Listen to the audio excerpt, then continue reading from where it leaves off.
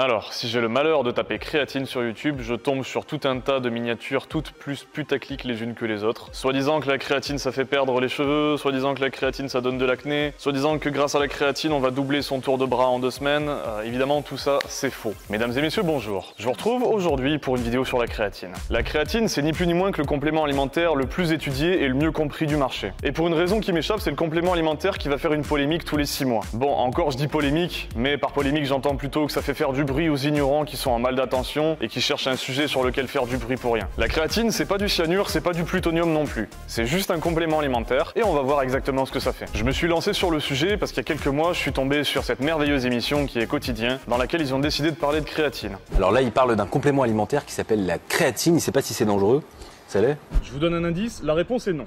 Je suis pas médecin, mais en tout cas, à forte dose, faut faire quand même attention. Et ça, c'est le moment qui me fout hors de moi. À la fin de ce short, je vous avais promis une vidéo longue sur le sujet, alors la voici. Pour celles et ceux qui ne me connaissent pas encore, je me présente rapidement. Je m'appelle Merlin et je suis coach sportif. Durant mes 11 dernières années de pratique sportive, je suis passé de 53 kg de poids de corps à 84, donc j'en ai pris 31, ce qui est quand même assez significatif. Ces 11 dernières années, j'ai aussi pas mal expérimenté avec les compléments alimentaires, et notamment la créatine. Et comme vous le voyez, j'ai pas perdu mes cheveux et je suis pas mort. Maintenant, on va regarder ensemble toutes les études scientifiques que j'ai épluchées ces dernières semaines. On rentre dans le vif du sujet, je vais vous sortir toutes mes sources et mon plus bel accent anglais. Dans la méta-analyse intitulée Changes in Fat Mass Following Creatine Supplementation and Resistance Training in Adults 50 Years of Age, on explore les effets de la supplémentation en créatine chez des adultes de 50 ans et plus. La méta-analyse regroupe 19 études avec un total de 609 participants. Pourquoi j'insiste sur le nombre de participants dans ces études scientifiques ? Si moi demain je décide de faire une étude et que je vous sors un truc avec 2 participants, est-ce que ça va réellement avoir de la valeur ? Non, pas vraiment. Quand on fait de la science, on fait de la statistique. Il est important de prendre un grand nombre de personnes parce qu'on est tous différents, on réagit tous différemment aux compléments alimentaires. C'est pour ça qu'il est très important quand on analyse une étude de s'assurer déjà qu'elle soit fiable, qu'elle ait été vérifiée par un tiers et surtout qu'il y ait beaucoup de participants. Cette première méta-analyse nous montre qu'en combinant un entraînement en muscu et une complémentation en créatine, on a augmenté la masse musculaire, réduit le taux de gras et même amélioré les capacités cognitives. En gros, on a tout amélioré. La deuxième méta-analyse que j'ai épluchée porte le doux nom de Effect of Creatine Supplementation during resistance training on lean tissue mass and muscular strength in older adults,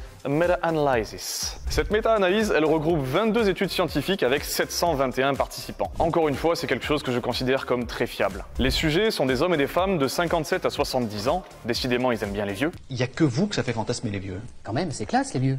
Ils arrivent, c'est hyper mystérieux. Ces études, qu'est-ce qu'elles nous montrent ? C'est qu'en combinant la muscu et la créatine, on a obtenu des gains de masse musculaire et aussi des gains de force. En l'occurrence, ils ont étudié la force au développé couché et à la presse à cuisse. Concrètement, comment la créatine a agi pour augmenter la force au développé couché, à la presse à cuisse et augmenter la masse musculaire ? Il y a 3 mécanismes. Ce premier mécanisme, c'est une meilleure régénération de la phosphocréatine. Concrètement, c'est un carburant pour vos muscles. Ce qui permet donc d'améliorer votre capacité à l'entraînement intense. Concrètement, vous faites une meilleure séance, vous forcez plus et plus longtemps. Deuxième mécanisme, ce serait une meilleure synthèse des protéines dans les fibres musculaires. Qu'est-ce que ça veut dire concrètement ? Ça veut dire que vous fabriquez un petit peu plus de muscles. Et le troisième mécanisme, ce serait une diminution du catabolisme protéique. Qu'est-ce que ça veut dire concrètement ? Catabolisme protéique, c'est tout simplement quand votre organisme vient manger vos muscles quand il a besoin de protéines. Le catabolisme, c'est un truc qui se passe naturellement dans le corps quand vous mangez pas assez de protéines. Votre corps va aller les chercher dans vos muscles pour ensuite nourrir vos organes. Troisième méta-analyse, cette fois-ci intitulé Effects of Creatine Supplementation on Cognitive Function of Healthy Individuals, a Systematic Review of Randomized Controlled Trials. Cette méta-analyse, elle est intéressante puisqu'elle s'est pas penchée sur les effets de la créatine sur les muscles, mais sur le cerveau. Alors certes, c'est un peu chiant, c'est moins intéressant,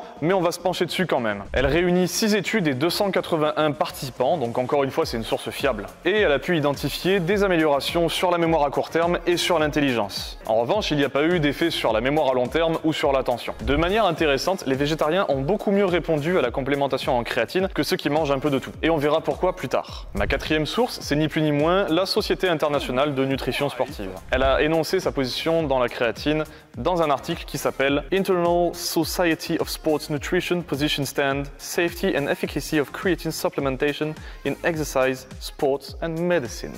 Ce qu'on verra pas dans la vidéo, c'est que j'ai fait 14 prises à chaque fois. Cet article, il cite pas moins de 240 études scientifiques, donc encore une fois, je considère que c'est une source à peu près fiable. Le premier point clé de cet article qu'on peut garder en mémoire, c'est que la créatine permet d'augmenter l'exercice à haute intensité à l'entraînement et augmente aussi la masse maigre. Par masse maigre, on entend la masse musculaire et non pas la masse grasse. Le deuxième point clé très intéressant à retenir de cet article, c'est que la prise de créatine est très safe. Ça ne représente aucun danger. Ça a été testé sur des nourrissons comme sur des personnes âgées. Certains individus qui en prenaient jusqu'à 30 grammes par jour tous les jours pendant 5 ans. Et ce qu'il en est ressorti, c'est qu'il n'y a aucun risque. Même si personnellement, je suis pas totalement convaincu de l'intérêt de mettre de la créatine dans le biberon de son bébé, ce qu'il faut retenir, c'est que sur un individu sain, ça ne représente aucun danger. Le troisième point qu'il est très intéressant de retenir de cet article, c'est que bien souvent, vous allez voir sur les boîtes des compléments alimentaires qu'il est déconseillé au moins de 18 ans. Ces avertissements-là, ils sont présents sur les boîtes uniquement pour protéger les fabricants de responsabilités légales. Compte tenu de la littérature scientifique qui est disponible sur le sujet, on sait très bien que ces avertissements sont inutiles. Les enfants et les adolescents peuvent prendre de la créatine sans le moindre danger. La quatrième méta-analyse que j'ai épluchée, qui porte le doux nom de Resistance Exercise and Creatine Supplementation on Fat Mass in Adults Below 50 Years of Age, a Systematic Review and Meta-Analysis. Celle-ci, elle se penche plutôt sur les effets de la prise de créatine sur le taux de gras des adultes de moins de 50 ans. Elle regroupe 12 études scientifiques et 266 participants, encore une fois une source plutôt fiable, et elle étudie les effets de la prise de créatine sur le taux de gras. Qu'est-ce qui ressort de cette méta-analyse? C'est qu'en plus d'améliorer la performance musculaire, la créatine permet de